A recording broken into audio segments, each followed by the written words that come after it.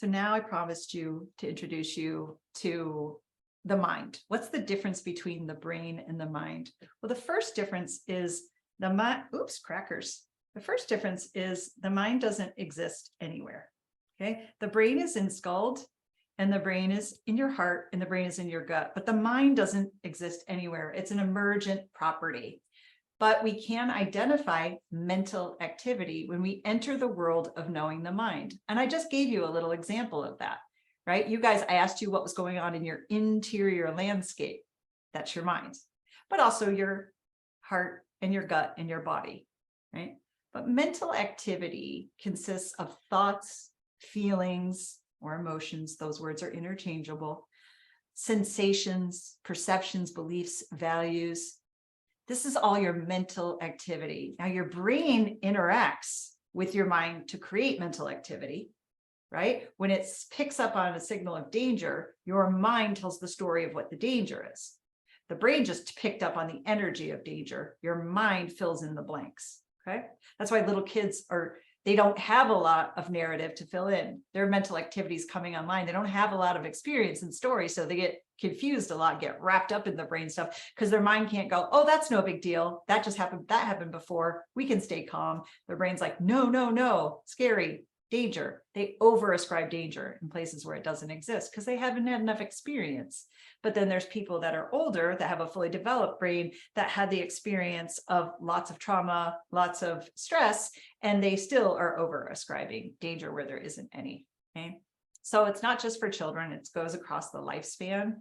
But this might be the first time anyone's telling you that you have an interior landscape. I mean, you knew it already. You think thoughts, you feel emotions, you feel body sensations. But like I said, most of my clients, they'll come to me, I have to teach them to not just stay up here and to go into their bodies too, because then that energy can flow more fully. Okay.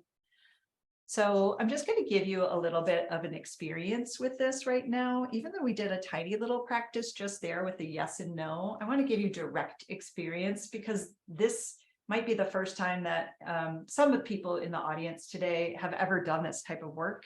And so we're just going to take about 3 minutes and we're going to do a mindfulness practice. This is not meditation. This has nothing to do with religion. This is science. But I'm going to teach you how to enter the world of knowing your mind because I want you to teach children to do it.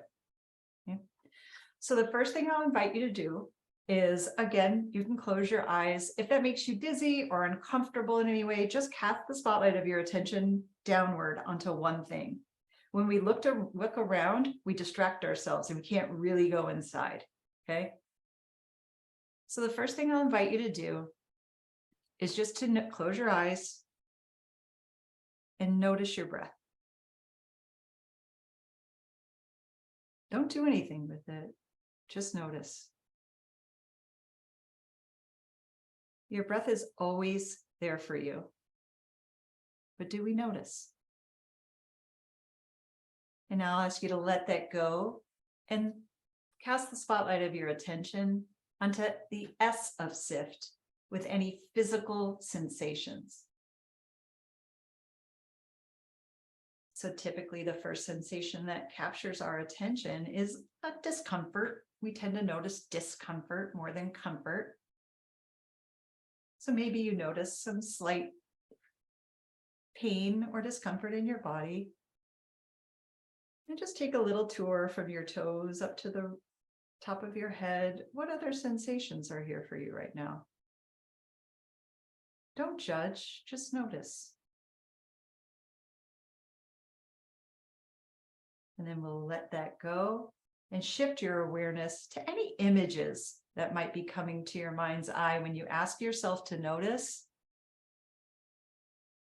People tell me all the time, I can't meditate. I can't meditate. There's too many thoughts. There's too many images. There's too much for my mind. My mind never stops. My brain never stops. So now notice what's there. When you pause and be curious, do you have images? If you don't, that's fine. Just notice. And then we'll shift to any feelings that are here for you right now. You guys, feelings are one word, not a sentence. You can have many different feelings, but they're all one word. So you might be feeling bored. You might be feeling tired. You might be feeling restless. You might be feeling anxious, happy, content, curious.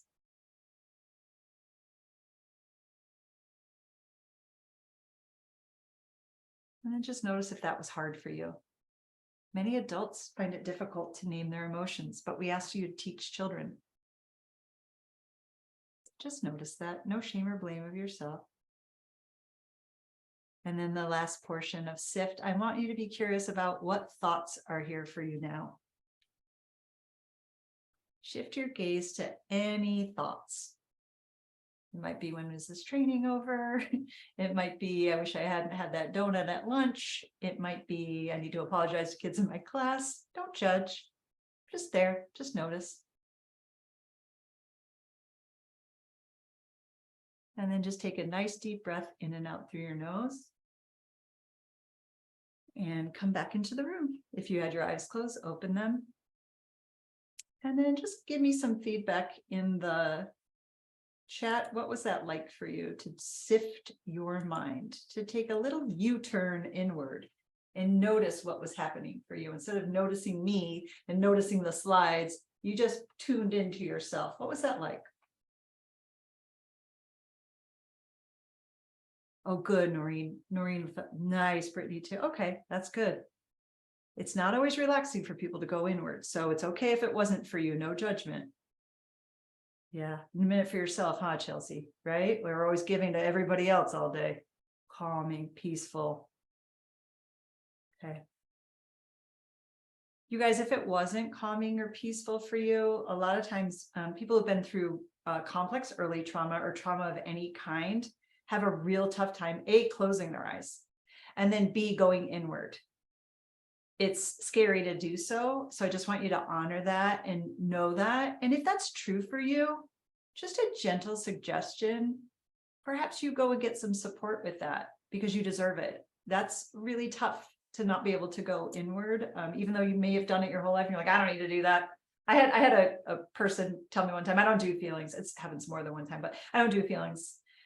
Feelings, you do feelings. And emotion stands for energy and motion. So even if you're not attending and befriending to your emotions, that energy is going somewhere. Relaxing. Okay. I had to acknowledge there was pressure in my ears. I saw water. Ah, you guys are really good. Interoception. Do you guys know that word, interoception? So there's the 5 senses we all talk about: sight, smell, taste, touch, vision. But there's a 6th one called interoception, and that's your ability to feel your body and your body sensations, but also your emotions in your body, right? And you guys are getting some really beautiful descriptions here that of interoception. Kept opening my eyes. Yeah, Marty. Yep. It's a practice, right? Going inward is a practice. Being still is a practice. And it's not comfortable for everyone. And we're not invited to do so, which is kind of where I'm going next with you, with the kids. Okay. Thanks, you guys. I appreciate that feedback. Okay. So let's continue to explore. Why am I bringing this up with work with children? Because adults often overlook teaching children to tune into their minds. So when I go into a preschool classroom, a lot of times when I'm there to coach, I close my eyes and I listen. I listen to what kids are saying, listen to what teachers are saying, and I hear a lot of this. So let's get best practice, right? Jacob, it's time to clean up. Look how everybody else is cleaning. Jacob, it's hard, huh? But look, everybody else is getting in line. Everybody else is doing it. Why can't you? Jacob, how do you think you made her feel? You took her Duplos from her.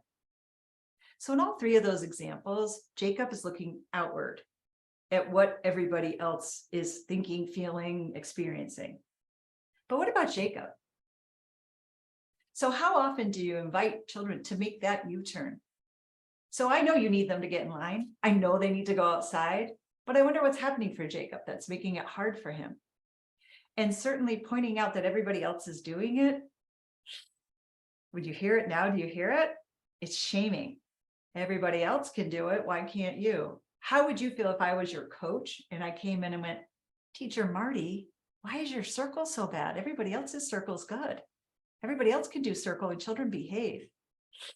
Not good. right? But we don't think of it. We don't mean to but we're trying to encourage the child, motivate the child.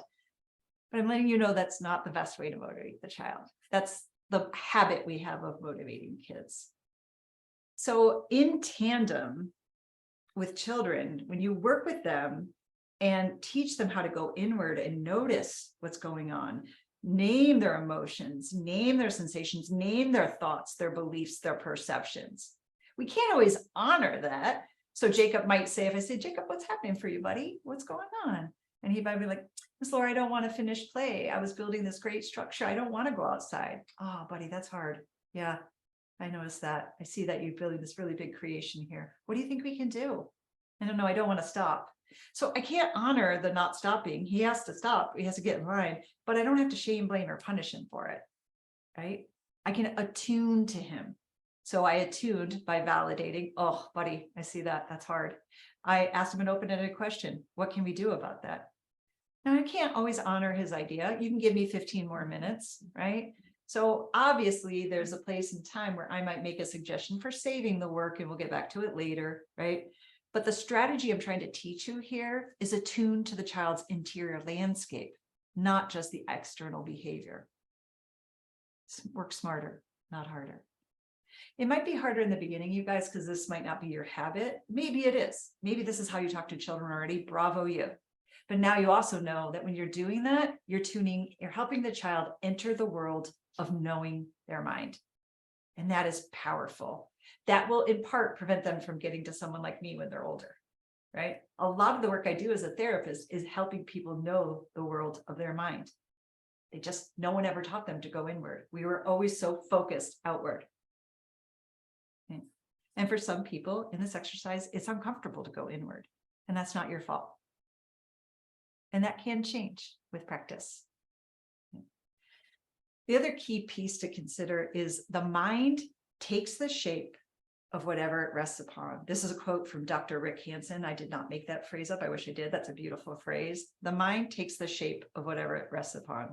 So picture me in your classroom as your coach, right? And this is what's coming out of my mouth.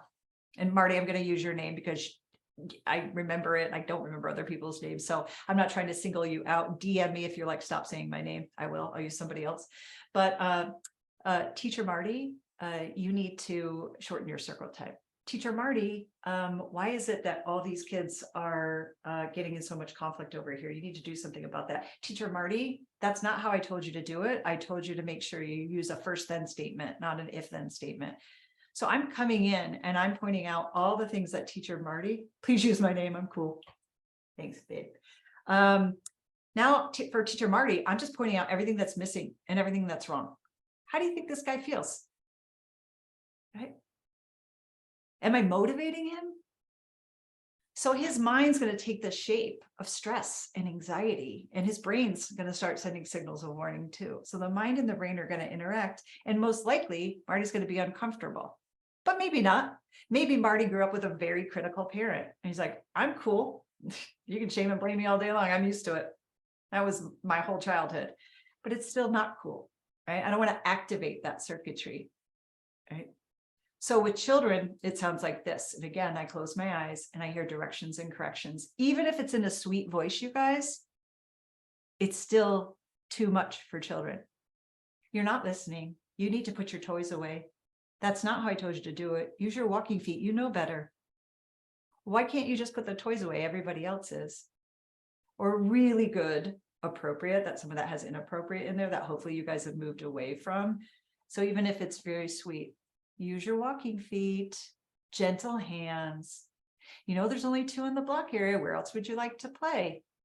It's still all directions and corrections, right? So the mind takes the shape of whatever it rests upon. So we want to mix that up a little bit and not always be the directors and correctors, right?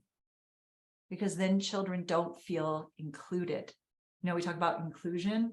One of the biggest ways I see us failing in inclusion is not with children with disabilities and special needs. We're getting better at that, thank God. But in this way of including children by involving them and asking them about their story, their experience, we direct and correct them all day long. All day. Just see if you could tune into that and where you fall. I haven't been in your classrooms, so I don't know.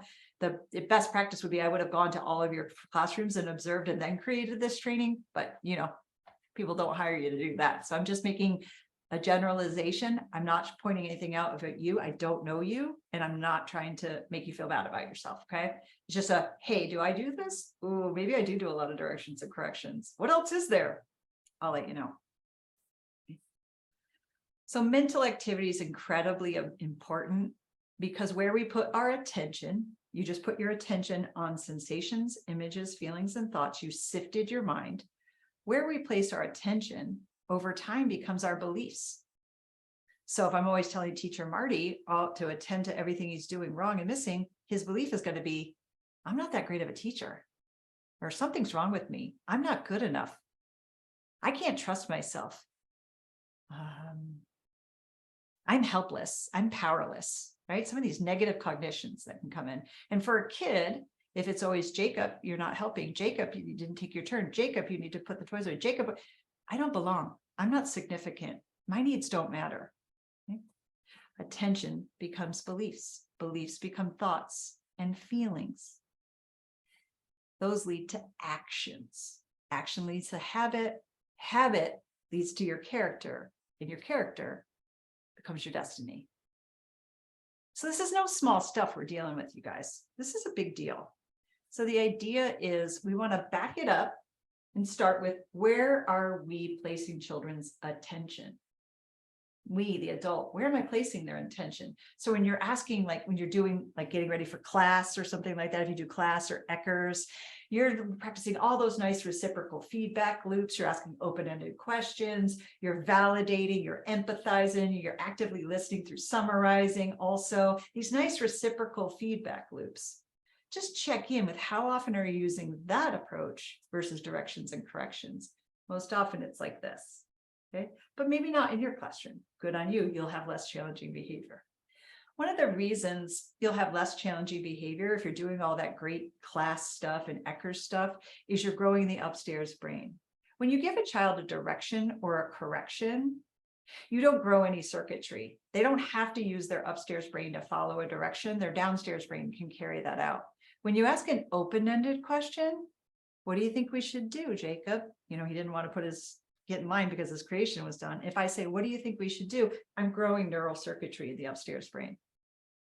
So if you want to work smarter, not harder, ask a lot of open-ended questions. Get children to think.